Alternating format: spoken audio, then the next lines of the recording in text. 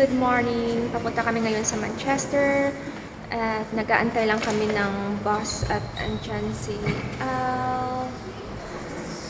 Actually, 10 AM yung schedule ng bus na sasakyan namin, so it's already 9:30, so may 30 minutes pa kami dito sa Park Lane.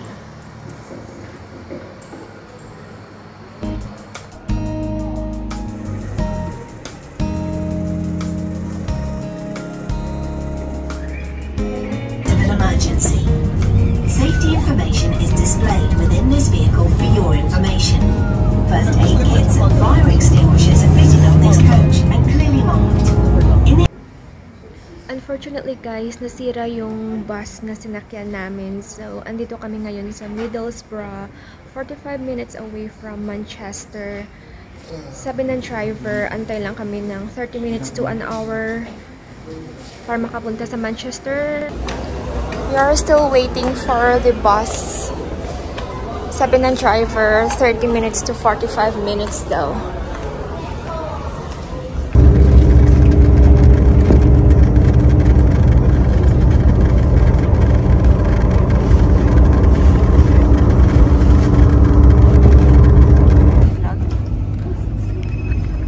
After more than 3 hours na biyahe, nakarating na din kami sa Manchester. Malaking syudad siya because it's one of the largest cities here in England.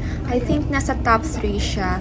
So kung makikita nyo, ang daming malalaking buildings. Papunta na kami niyan sa bus station, which is within city center lang naman.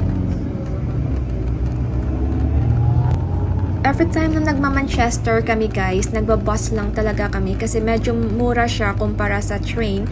At minsan kasi sa train merong mga strike at meron ding disruption. Kaya mas maigi nang mag-bus na lang kami.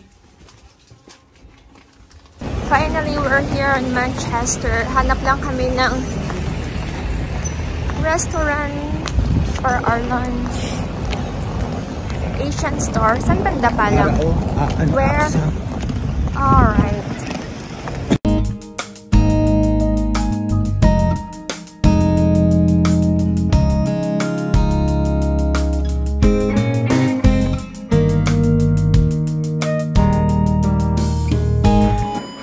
So, pagkababa namin ni Al ng bus, guys, sobrang nagutom talaga kami. Kaya naman, naisipan namin dumiretso sa Aka Sushi. Isa itong Asian restaurant sa Manchester.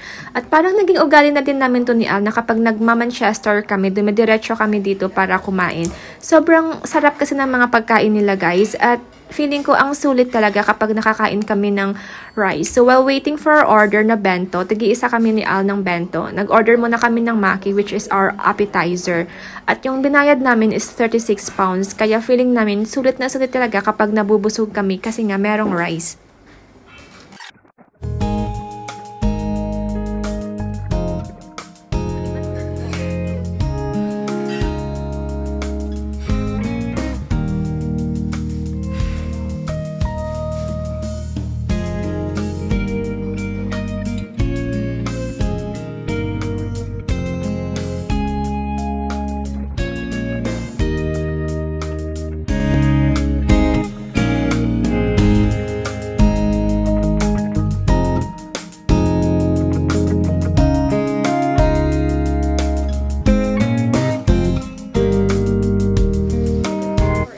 Finally, na-serve na din yung bento namin ni Al. Sobrang nagutom talaga kami guys, kaya ubus na ubus talaga yung maki namin.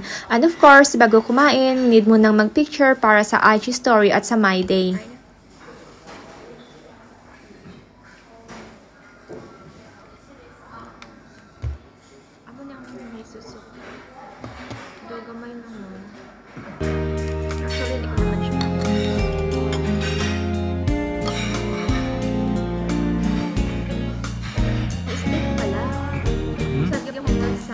Steak pa lang, ano.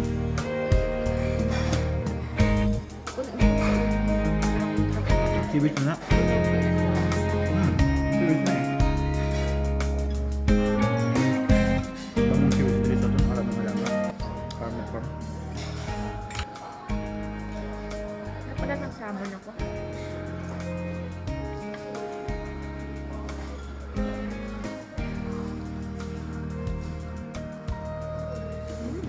May price yung ano yun.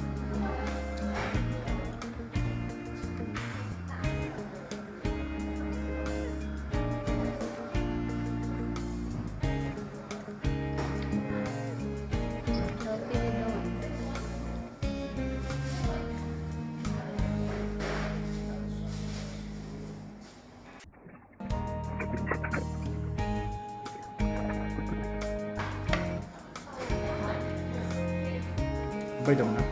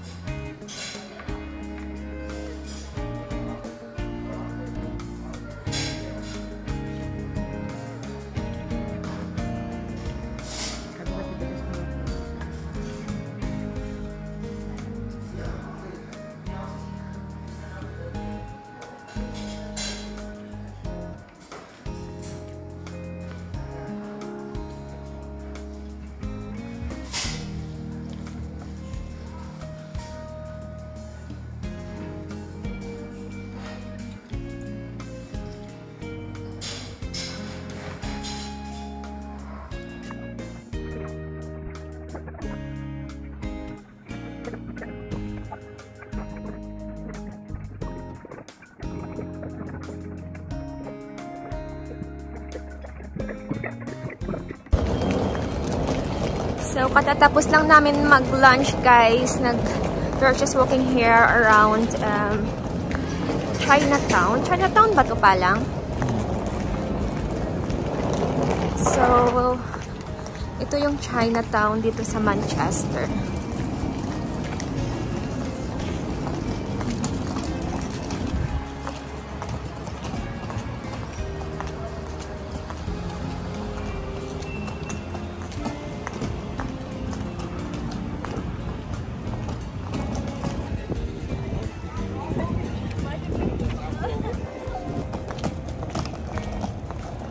Already here at Manchester Cathedral Church. And pasok lang tayo, guys. Pray.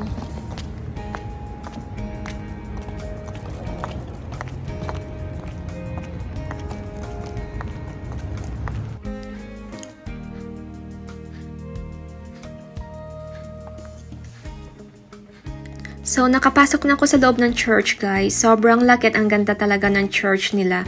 But of course, before ako mag-take niya ng mga videos, umupo muna ako dun sa bandang tabi at nag-pray. Si Al naman, inaantay niya lang ako sa labas since hindi naman siya Roman Catholic at bawal siya dito. Sinamahan niya lang talaga ako kasi sabi ko sa kanya, gusto ko talagang mag-church at mag-pray. Napakaganda talaga ng church nila. Parang hawig siya sa La Sagrada Familia ng Barcelona sa Spain. Although, di pa naman ako nakapunta doon, but that's on my list.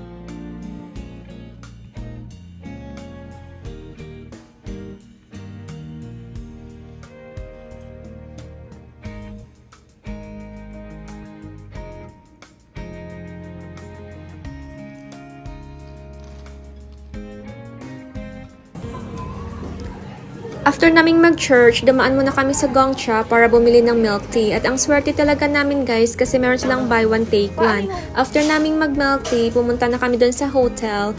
Papakita ko na lang sa inyo yung hotel namin sa next nating vlog. Bye!